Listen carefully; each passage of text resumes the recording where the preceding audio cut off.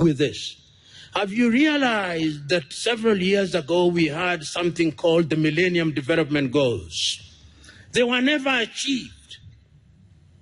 So we have renamed them Sustainable Development Goals. And there are more now. So the truth is, Africa must also define her own problems, and having defined her own problems, must also find solutions to her own problem. Do not be cheated. Do not be deluded that the world is full of benevolent individuals and institutions whose only claim to fame is that they want to lift Africa from the morass that she now finds herself in. The reality is, the poverty of Africa is the glory of some civilizations. Poverty is an industry. Ignorance is an industry, big industry. And there are those who want Africa to continue to wallow in poverty and to wallow in ignorance because it is their safest bet to their continued benefit. The day we wake up to that reality, the safer we are. That is why the English had this beautiful saying, let sleeping dogs lie. So we are sleeping, and we are being allowed to lie. And we are being hypnotized into even greater sleep and slumber, to dream even further. But I'm telling us, if Africa is to realize our dream, we must wake up. If Africa is to win the lottery, we must buy the lottery ticket. But yet there is wisdom in examining the role not only of the African consulting engineer, but the role of the African professional overall, particularly when we begin to assess ourselves as a continent which on average has been independent, or having regained our independence, the 55 odd countries of Africa. Slightly over 62 years ago, if Ghana is the benchmark. There is the tendency, of course, when we talk about Africa, to talk about Africa as if she were homogeneous, with the consequence that we forget that despite our earnest desire to create one homogeneous continent, we are diverse and we are divided into 55 odd countries. And that these countries are a reality.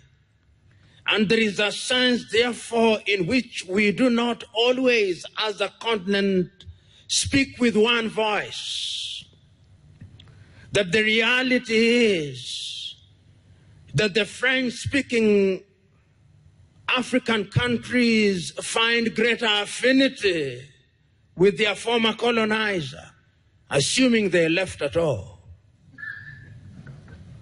And that when they are doing their infrastructural projects in Dakar, in Senegal, or in Bamako, in Mali, they are much more likely to incline to Paris. We don't want to say this, but I have to say it. That when you are colonized by the Portuguese, you are Mozambican or Angolan or Cape Verdean or Sao Tome and Principe, that you are much more likely to incline to Lisbon. And that we don't want to speak about it because we want to be politically correct, but I am saying it. That if you are colonized by the British, despite you are not wanting to say it, we are much more likely to incline to London, and it will be much more, if we are not careful, if Brexit succeeds, but we don't want to say it. And much more recently, there is greater affinity to China and Beijing because they have the money, but we don't want to say it because we want to be nice. We are saying all these because they have an implication on how the African engineer and indeed the African professional is going to react and to relate to the world. We are quick to talk about globalization, and it is a good thing. Globalization is something that we cannot run away from. But the question is Africa being gobbled in the name of globalization? So we are assembled here today to ask ourselves whether going forward, the consulting engineer is going to be a contributor to the development of Africa. And what is this thing that we describe as development or growth? What is it? Sometimes we do not want to assess it because we want to have that very thin veneer of what is clean and nice, but yet we do not want to scratch below it. Because there is a sense in which Africa, permit me to use this medical term, schizophrenic. So that you have the beauty and glitter of Kampala and Entebbe, of Kinshasa and Nairobi, of Dhaka and Bamako, of Cotonou and Rabat, Morocco, of Egypt, but beyond that, where is Africa? Beyond the infrastructure, and it was not lost on me that in the opening remarks, the Vice President very ably and aptly told us how the connectivity exists between infrastructure and other things. But yet, somehow, despite the many infrastructural projects that we have had and continue to have in Africa, there is a sense in which Africa is still not realizing our potential. There is a sense in which Africa is still restless. You may have the beautiful streets.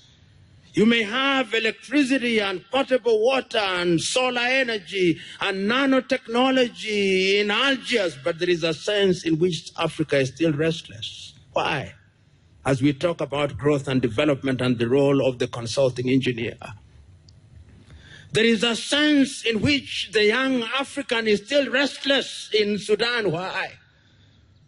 There is a sense in which the young African is still restless in Cape Town and Johannesburg. Why? There is a sense in which the young African is still restless in Kampala, in Nairobi, and in Dar es Salaam. Why? Beyond infrastructure, what else must we do? There is a sense in which the African consulting engineer is also grumbling because in essence, the African consulting engineer, like the other African professionals, are still left to deal with crumbs. They are not at the dinner table where caviar is eaten. Why? In the name of globalization. When the big infrastructural projects are being undertaken in Africa, whether it's a railway line, I stand to be corrected. But the African consulting engineer plays a peripheral role. When a big road project is coming up anywhere in Africa, whether it's the east or the south, under the guise of what is called international tendering, I want to submit to us that the African consulting engineer is still playing a peripheral role. If it is a new hydroelectric project, we may commission them all we want, but the African engineer is still playing a peripheral role. Unless they enter into some kind of marriage of convenience with some international firm of consulting engineers, they don't get the work that they deserve. Why? These are uncomfortable questions. But I'm suggesting to us that until the day that the African consulting engineer begins to ask uncomfortable questions, our contribution to the growth of the continent will be only that minimal. You know, several years ago as a young man,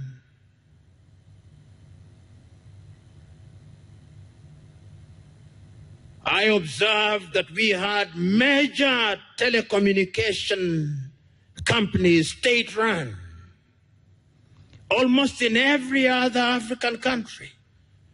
What we did when we regained independence, we said we are going to run our telephone companies.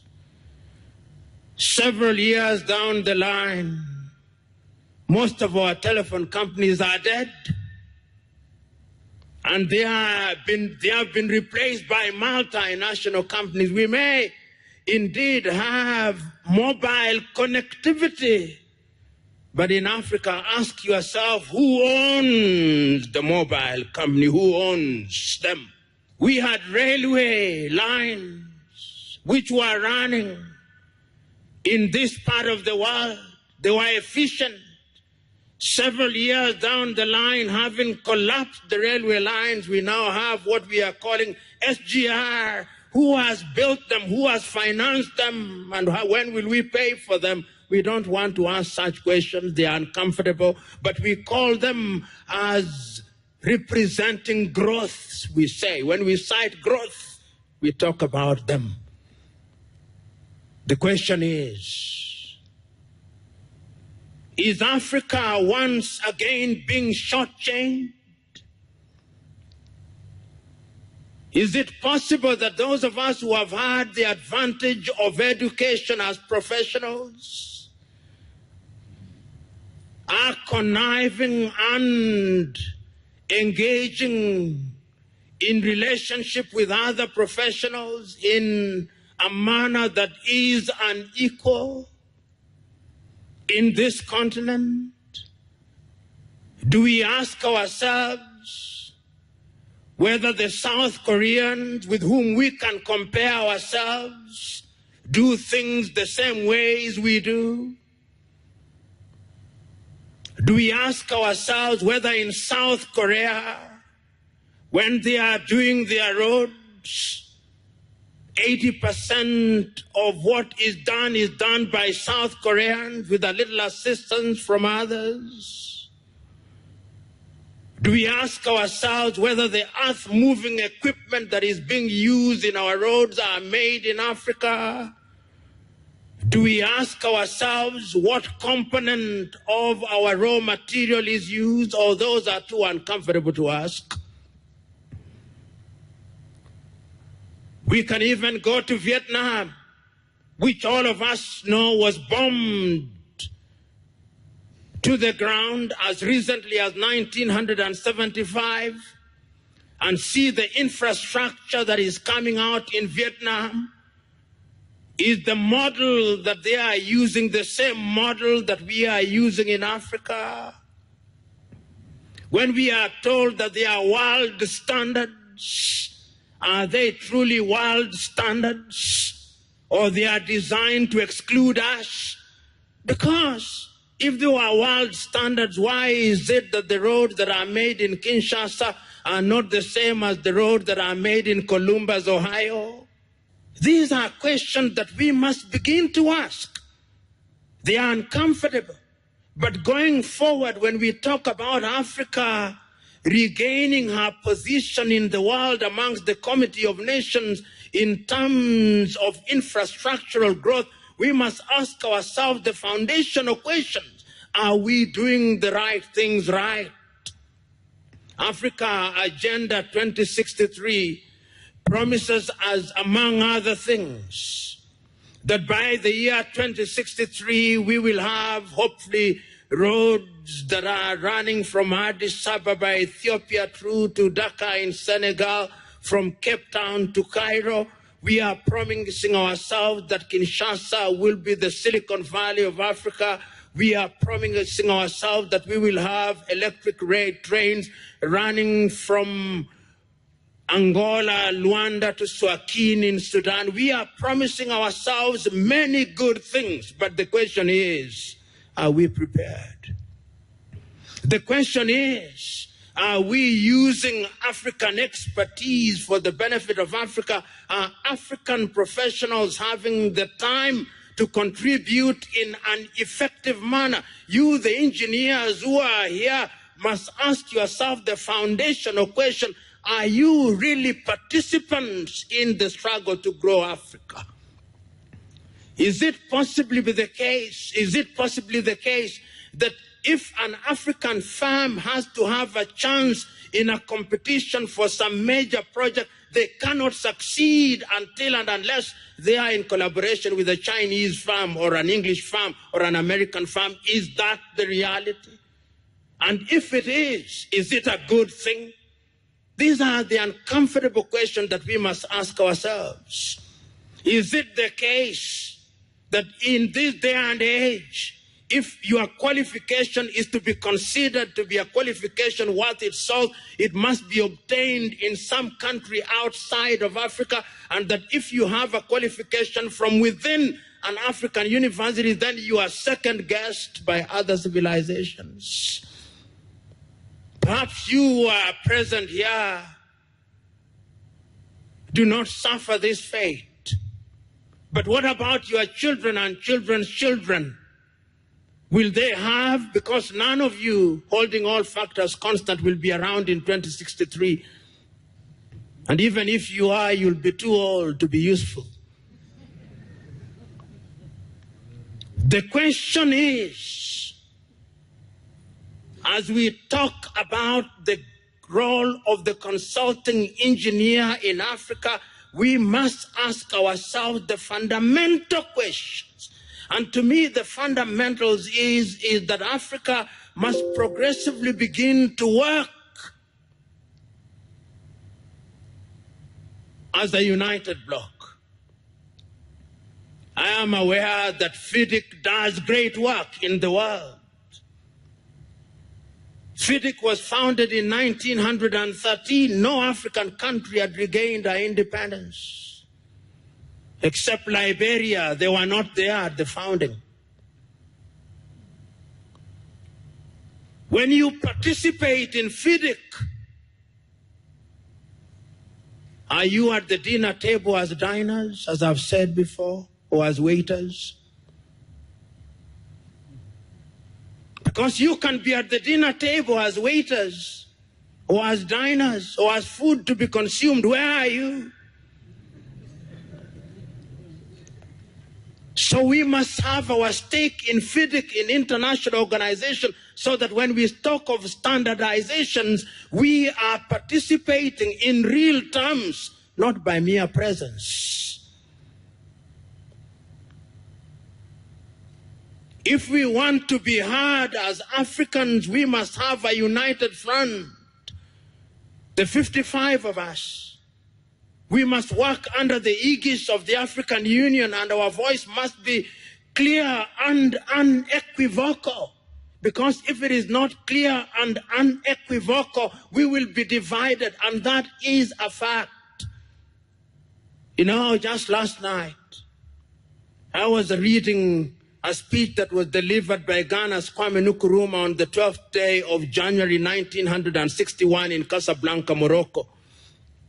And he was saying, and I agree with him, that Africa has lost out in what Europe defines as the Industrial Revolution.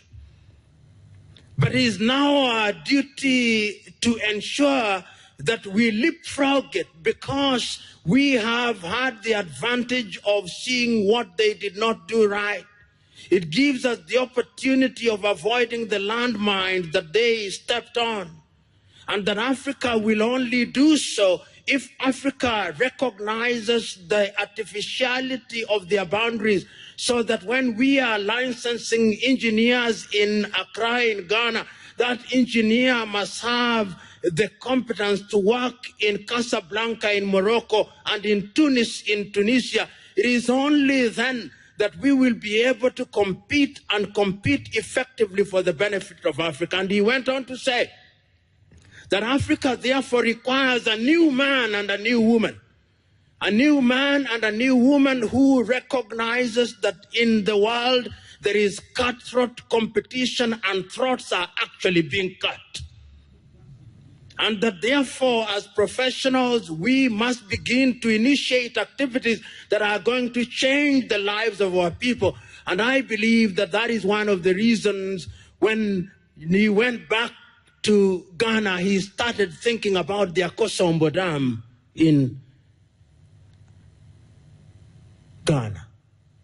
He then went to Liberia and said, why are we not having factories to make our rubber here? He was asking foundational questions. Fellow engineers or fellow professionals, I'm not an engineer. Africa is at crossroads. The question is, which one do we take?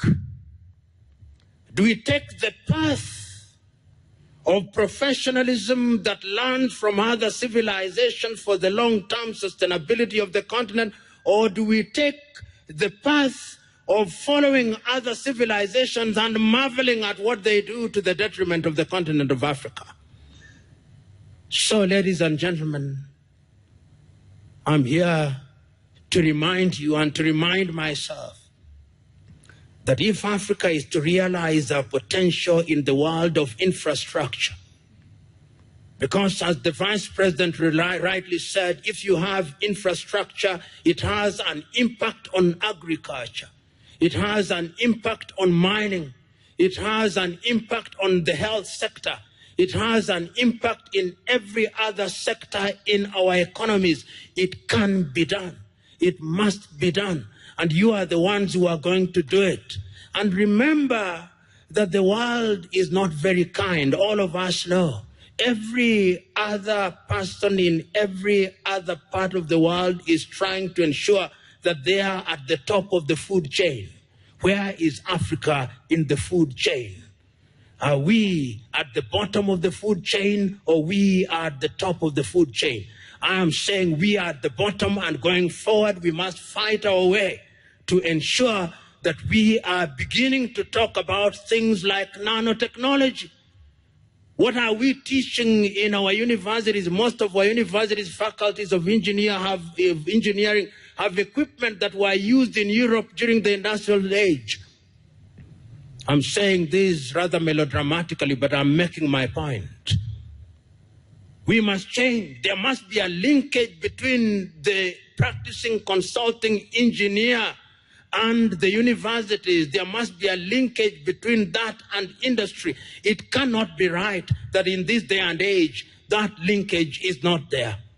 And I believe that under the aegis of Gamma and FIDIC, it can be done, and that deliberate efforts are going to be made to ensure that we move in that positive direction so that Agenda 2063 is realized and the promises under the Sustainable Development Goals are also realized. I agonized and asked myself what it is that a lawyer can tell to an assembly of engineers. But I was cajoled, and ultimately I succumbed, and here I am to share my thoughts, whatever those thoughts are. When you fly across Africa today, if you fly into Entebbe, the airport is being expanded. I would want to hear that Ugandan consulting engineers are taking 80% of the credit. I would want to know, you will tell me. When I fly into Julius Kambarage International Airport in Dar es Salaam, I see the expansion that is going on there. I would want to know that the Tanzanian consulting engineer is playing the lion's role there. I would want to hear. When I go to Bole International Airport in Ethiopia, the expansion is going on there. I would want to know that the African engineer is involved there, that the African architect is involved there. When I go to Blaise Diagne Airport in Dakar, in Senegal, I would want not to hear that some French designer designed it, The tragedy is, what I would want to hear is not what I hear. So that the consulting African engineer is in quite a number of countries still consigned to doing some rural roads.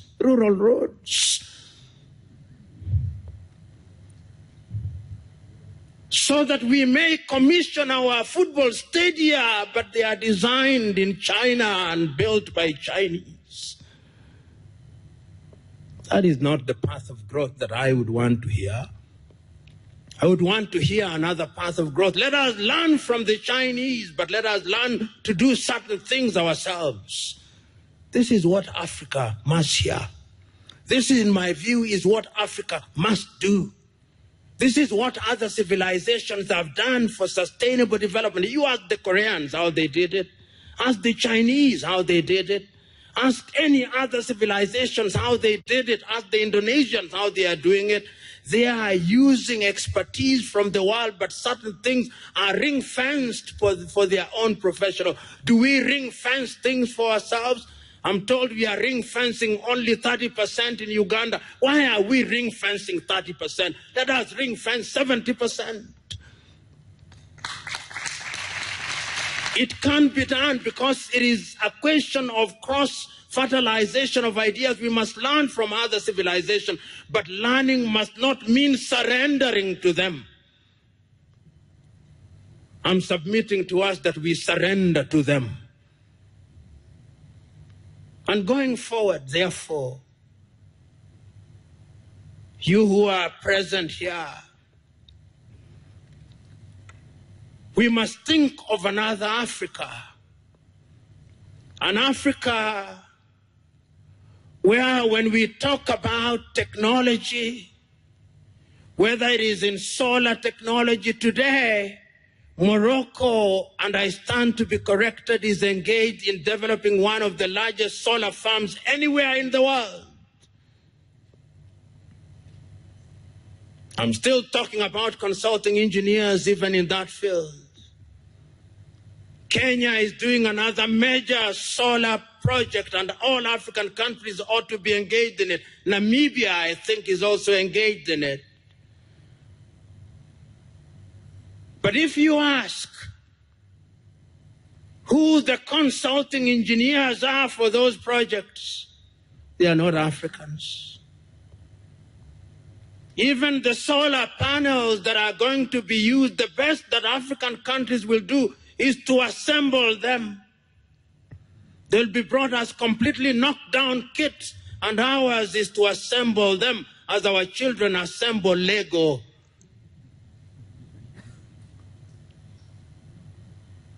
We are talking about water and water, which is an important thing, and water engineering. And we have consulting engineers in that regard. Even when we talk about water engineering and the drilling equipment, I know of no African country that makes water drilling equipment. Perhaps South Africa. South Africans correct me.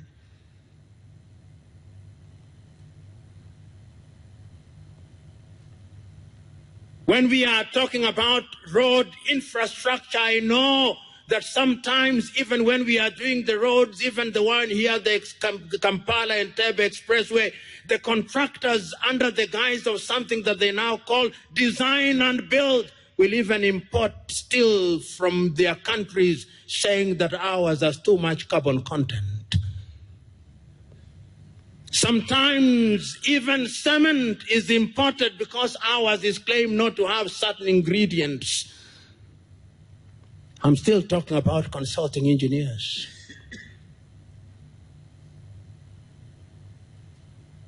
When we are doing our railways, we may celebrate them all we want, but when we receive the wagons, they are rehabilitated engines that belong to the museums alongside the spinning wheel. I'm submitting to us that The consulting engineer is important to Africa's growth and development. You cannot deny that. And I can see the vision. I can see what the African leaders were thinking about when they met in Addis Ababa, Ethiopia, and came up with Agenda 2063.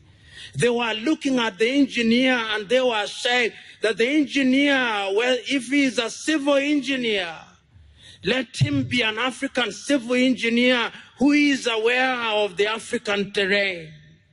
Let him be an engineer who is equipped with what he or she needs to grow Africa, so that when he or she is engaged in designing and ultimately presiding over the building of African roads, he knows his or her continent. That is what they were thinking. So that when they are building this road across the continent to the equatorial forest of Congo, they are building and they are empowering other African engineers. I saw them thinking about that. They must have been thinking about hydroelectric power, and they were thinking about generating power from the nearly 1,270 hydroelectric power stations that we have built. They were thinking of geothermal, and they were thinking of consulting engineers who have African experience and know Africa and relate with other civilizations in a manner that is beneficial to Africa. They must have been thinking like that. When they were thinking about fuel, fossil fuel, and they were thinking about the pipeline, they must have been thinking about chemical engineers and other related engineers who would be doing things for the benefit of Africa. They were thinking about aeronautical engineers that would be capable not only of ensuring that the planes that are made in Europe and America fly, but who are moving progressively to ensuring that even Africa can produce an aircraft. The Brazilians have done it in our lifetime. But today, that is not the truth. So, fellow engineers, if I have dampened your spirit, that was my intention. Because it is those dampened spirits that are capable of providing a fertile ground for the fruit of growth to germinate. This continent is capable of achieving much. Africa today has a population of 1.1 billion.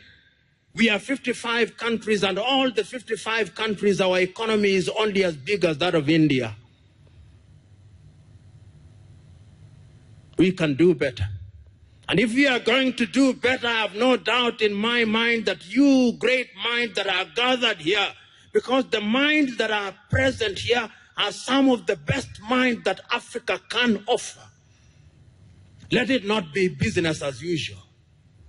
Let it not be that you have expanded your firm to include 100 engineers to do work that has been handed down to you by some European or Chinese firm. No. Let it be that you are also capable of doing things in your own right. You can do it. You must do it. Because if you don't do it, the thing that we call growth will never be realized. We'll have symbols of what we describe as growth, but Africa will never grow.